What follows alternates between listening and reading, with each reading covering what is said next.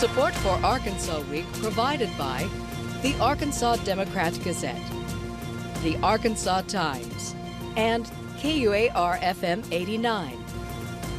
Hello again, everyone. Thanks very much for joining us. It's midsummer, and a lot of Arkansas families are still vacationing, or as close to it as a viral pandemic permits. For parents and students in the elementary and secondary grades, it's always a bit awkward thinking of the fall semester, which, after all, begins in the heat of mid-August. Still, just around the corner is back to school. But back to school, literally. When medical experts openly fear a surge, a second wave of coronavirus, well, the implications for universities, their faculties, their students, that's a little bit later in the broadcast. We begin this edition with the outlook for pre-K through high school. Joining us is State Education Secretary Johnny Key and Dr. Richard Abernathy, the Senior Executive of the Arkansas School Administrators Association. Gentlemen, thank you both very much for coming back to the desk. Mr. Secretary, let's begin with you. Where do we stand? Now, the governor has indicated as recently as, well, midweek, that this is still going to be a district-by-district scenario, leaving each district to decide for itself when and to what extent it should reopen. What do we know so far about those 200-plus districts?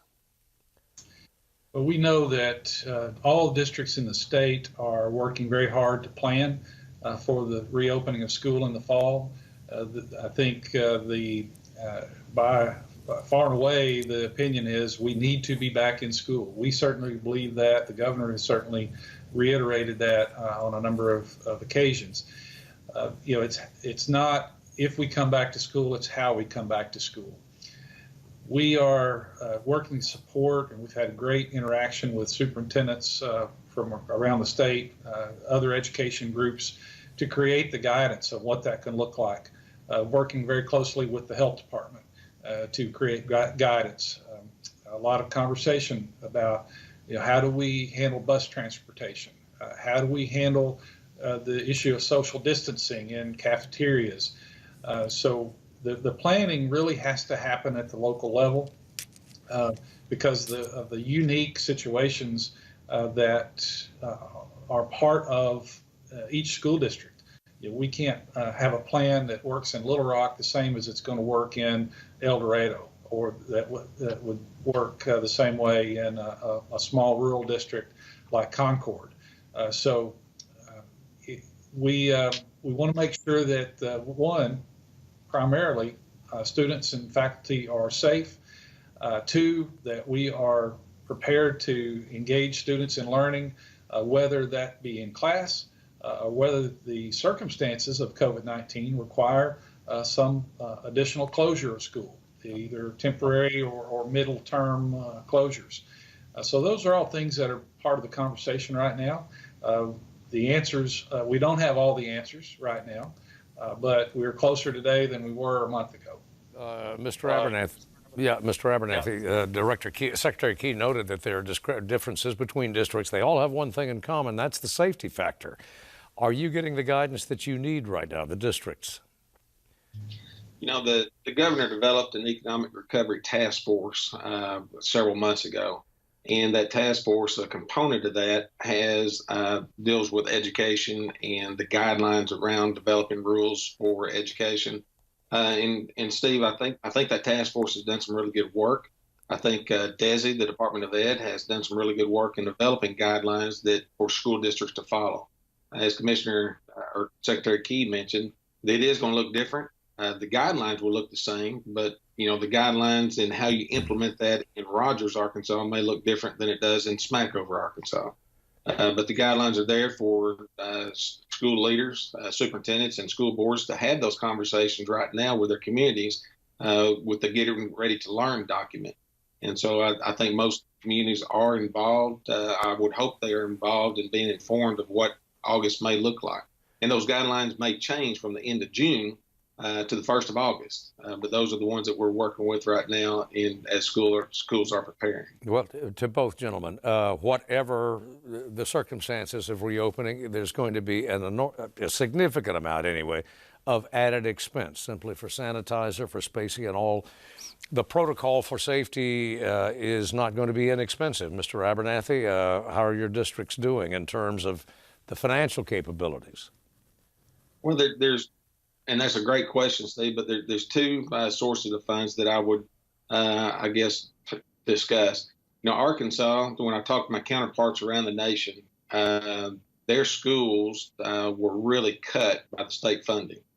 Several legislators and governors pulled money away from those schools to fund other sources as the economy was not as solvent as what it has been.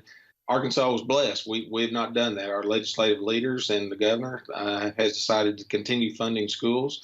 So that's one source of money that we can be proud of and proud of our leadership. The other source from the federal side is the CARES funding. And those funds will be dispersed to schools on a reimbursement basis, but it's just to help do exactly what you said. Help school districts purchase PPE equipment, help schools shore up the cafeteria funds, the lunchroom serving kids. So in Arkansas, it will still be a stress for some communities, but we're much better off than school districts around the nation. Yeah, Secretary Key. We're starting a new fiscal in just a few days, so. Yeah, I agree with what Richard said. We are Arkansas is in much better fiscal condition with respect to K-12 education, just simply because of our commitment after Lakeview, our commitment to adequacy. Our legislature, governor has been, we are going to proceed and not back away from that. We've had some very good years in the state. State revenues have come in. Revenues that were dedicated for education have come in have been very strong over the last few years. So we've been able to create some reserves that helped us when we were under a threat of budget reductions generally in state government. We were able to go to the governor and say, Governor, we're very well prepared. We have the funding to carry on with our adequacy recommendations.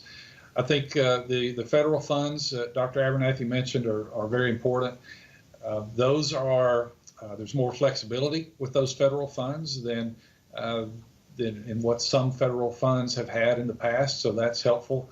But they are relief funds. They are very much geared toward doing what needs to be done to help make sure school is safe and the continuity of education can continue, not just as a result of the spring COVID outbreak, but whatever COVID might bring us in the fall, that schools can look at that and say, you know, there's some comfort there that they have some extra funds. Is that going to cover everything? We don't know yet.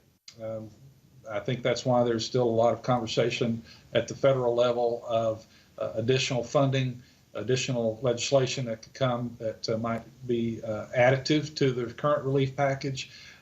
But that's something that we just don't know at this point, and we'll stay attuned to that process.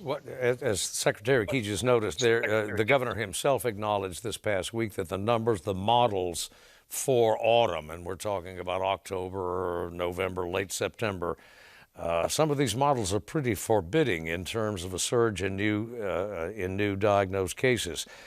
Mr. Abernathy, are you getting feedback from your superintendents, your members on that? Are we looking at another potentially significant statewide school shutdown? Are we prepared for that?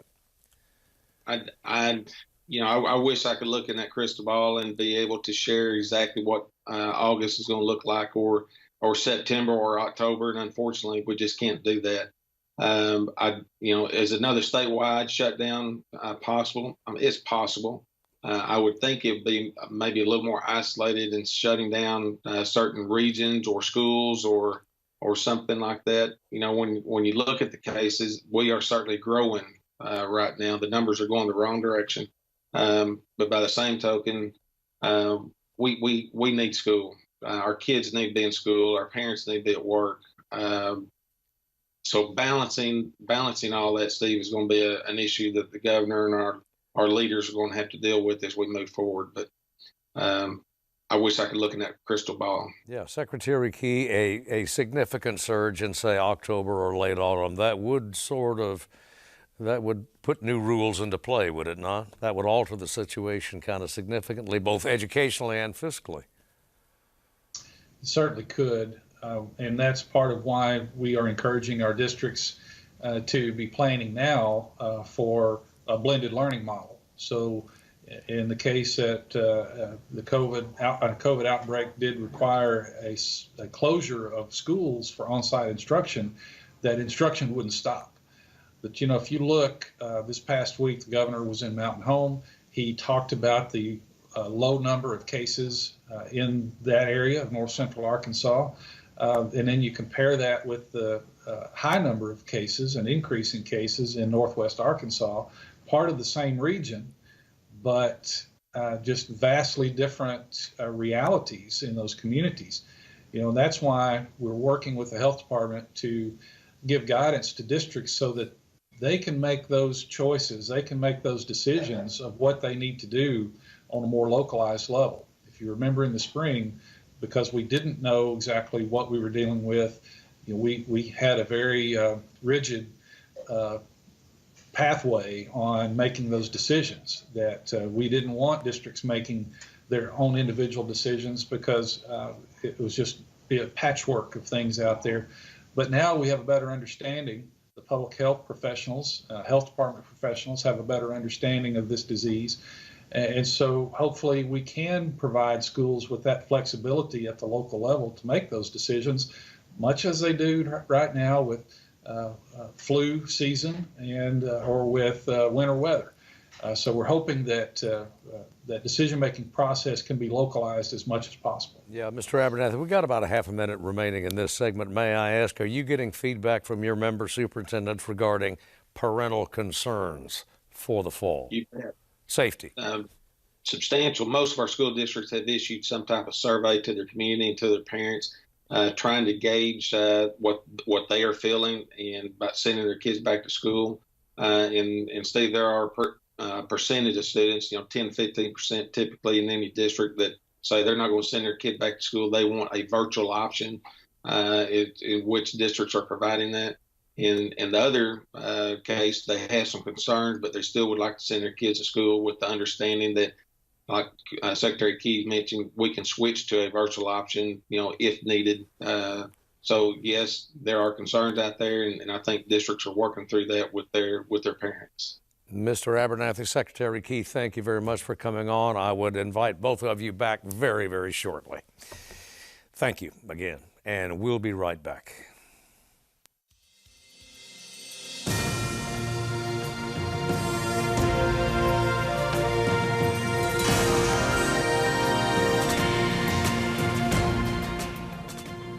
And we're back, and now to higher ed. Arkansas's colleges and universities are confronting the same issues as elementary and secondary schools, but most with the added residential factor. Student housing, dormitories, campus apartments, fraternity, sorority houses. Congregational settings, we've learned to call them. What to expect? We're joined by Dr. Maria Markham, Director of the State Division of Higher Education. Dr. Joseph Steinmetz is Chancellor of the University of Arkansas's flagship campus at Fayetteville, and Dr. Joe Tumlison is a physician specialist in outbreak response for the Arkansas Department of Health. To our three doctors on this segment, thanks very much for being with us. Director Markham, let's begin with you. We have got a situation that is frankly nightmarish, in the words of one educator. And when I mentioned fraternity houses, I omitted dining facilities, I omitted athletic events, but let's concentrate right away on the classroom setting. The fall semester, beginning in mid-August, is right around the corner. Is Arkansas ready? Steve, thank you for having me. I think Arkansas is as ready as any state could be. We have re-entry plans submitted from all of our campuses with contingency plans as things progress with COVID. So we are preparing to welcome our students back to a full residential experience in the fall, with the understanding that we could do the same thing we did in the spring and need to migrate our courses online for the protection of our faculty, staff, and students. Dr. Steinmetz, let's go to you in just pure logistical terms. You've got the largest campus, naturally, in the state. In pure logistical terms, what does this mean for Fayetteville, for the UA? Yeah, it's turned out that it was a lot easier to close down the campus than it was to reopen it. There are just so many variables that are at play. Fundamental to what we're trying to do is to emphasize the safety of our students, our faculty, and our staff as we reopen up. That's one principle. The second principle is to do this gradually and to minimize the number of people that are on campus from a staff and faculty perspective. So everything really flows from those two, I think, fundamental principles into a lot of the things that you mentioned, as well as a lot of other things that we're thinking about at this time. Well, its impact, these measures intended to improve safety standards, what kind of impact is this likely to have on the educational experience? It will certainly be a different educational experience for the students, and I might add for the faculty as well that are delivering courses. For number one, we will be practicing social distancing in the classrooms, and so the classrooms are being constructed and configured as such that there's no more than about a third at most of the normal capacity that we would have. So that means that a lot of the courses become hybrid in nature, where there might be rotating schemes of students that are in the classroom, and at other times they're not in the classroom, but they're online with that education. So that's a big change, and I think it will have some kind of an impact. We're just trying to keep the quality high. Dr. Markham, to you on that, is this an example, the Fayetteville example, let's call it for the time being? Do you see that being widely adopted across the state? Absolutely. So all of our campuses are relying on CDC and Arkansas Department of Health guidelines to configure their classrooms, to set social distancing and mask policies for their common areas, their dormitories, their dining halls. So all of those things are being taken into consideration. We also see our faculty on all of our campuses preparing for hybrid type courses, whether we're asked to migrate online or not, to have their content prepared for online delivery either way. So we are at this point doing a lot of professional development with faculty members to make sure that not only can we continue to provide access to education, but the quality of those academic delivery systems is there. And that takes a lot of training for faculty members. So that's what we're doing this summer. We're gearing up for a semester that's going to look and feel a lot different, whether you're an on-campus traditional student or someone who's had experience in distance learning in the past. And to Dr. Tumlison, you've heard our two other guests here, and I assume, have read some assessments of safety standards being implemented statewide. Is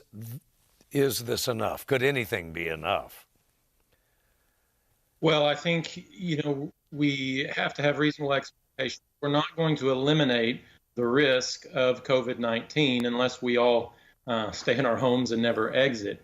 And as it's important to continue with education, the issues are taking the principles that we know help to slow or stop the spread of disease and applying them in whatever situation. Now, the principles are very similar to what we've heard all along and we've been preaching since the beginning.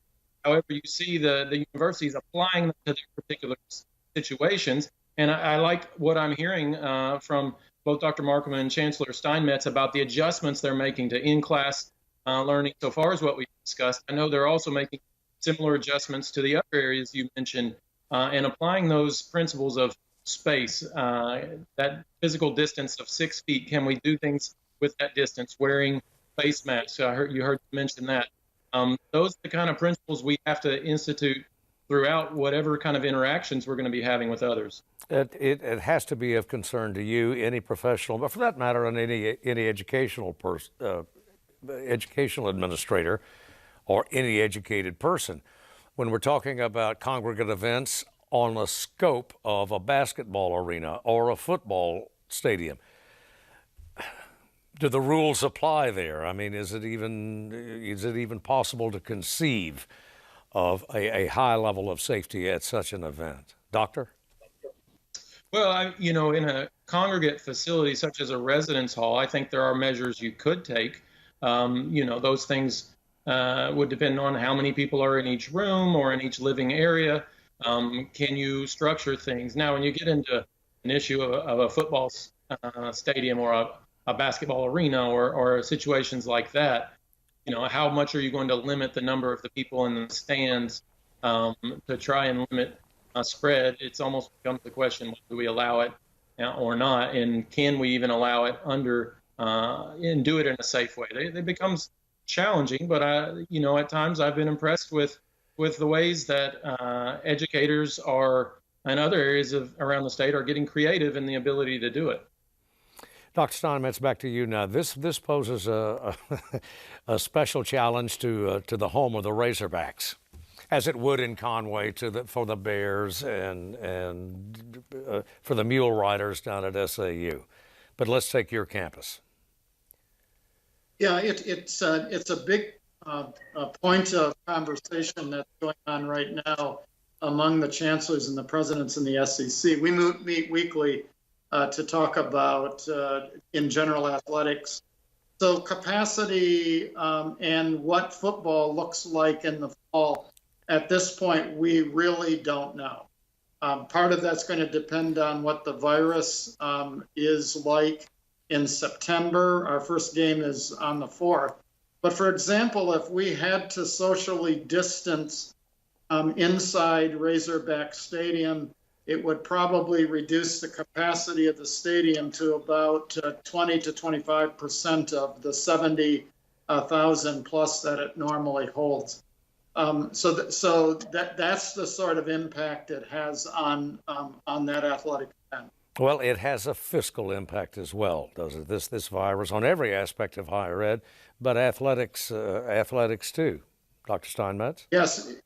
That's definitely the case because, of course, it will reduce the ticket revenues, particularly for football, since football funds many of the other sports and many of the activities of the rest of our student athletes. And so it will have an impact. Director Markham, we have heard, the governor himself acknowledged earlier this week, there is the possibility of and health experts nationwide, a surge come autumn, say October or early November. Does that completely throw the playbook out, so to speak? It definitely changes the conversation. So many of our institutions have already made the determination that they will not return to on-campus instruction after Thanksgiving break. They've already scheduled all of their final exam reviews and final exams to take place virtually or online. So that is in anticipation of the surge that we're all hearing about. So we are making plans to be able to shift online earlier should there be a surge, but making definitive plans at many institutions to allow for some time on campus when we expect the surge might happen. Dr. Tumlison, you're the biological PhD, the MD on this panel. Your concern, your level of concern anyway, for that October-November resurgence? Yeah, I think it's really, really hard to predict when the virus is going to do it. For instance, the current uptick in outbreaks that have occurred in various areas of the state that have driven our number of new cases up in the last 3 or 4 weeks. We didn't really predict that either. So it's hard to know when it's going to happen. So I'm liking to hear that universities are preparing on the presumption it's more of a when it happens, not an if it happens, and putting plans in place that they can shift to if it happens earlier than maybe they expect. A personal word here. One of the apples of my eye is headed for a campus in Arkansas in mid-August. Should her grandfather be worried? I would say, not necessarily more than if she was going to be going in circulating in the rest of our cities and towns. I think it's important to emphasize to students the steps they need to take to keep themselves and others safe, because a university can make lots of plans, a government can make lots of directives and guidances, but if the students don't put them into practice, it's going to do very little good. So I'd advise your granddaughter to wear her face covering, as I would everyone on a campus or anywhere else that's going out in public. And it just so happens that if you live on campus, other than outside your room, most of where you're going to be is a public place. So we should all get used to wearing our face coverings and at standing from a distance from each other. These things we're starting to get used to, but still seem strange. Dr. Steinmetz, I would imagine that you would say more so than with any incoming class, the ball is literally in her court. I would absolutely totally agree with that, and I would agree with what Dr. Tumlison was saying, because really this is going to be dependent in a large part on the behavior of the students themselves. And so I would tell her, wear your face masks. We're going to require them in many places on campus. Socially distance. Stay out of common areas when you can. And maybe chiefly, if you do have symptoms, make sure you report those, because we can do the testing and contact tracing and things that we need to keep everybody safe. And I think collectively, if our students do that, we will be in good shape. To the three of you, thank you so much for your time. Dr. Steinmetz, Dr. Tumlison, Dr. Maria Markham, thank you very much. And please come back soon. That's our broadcast for this week. Thanks very much for joining us, and we'll see you next week.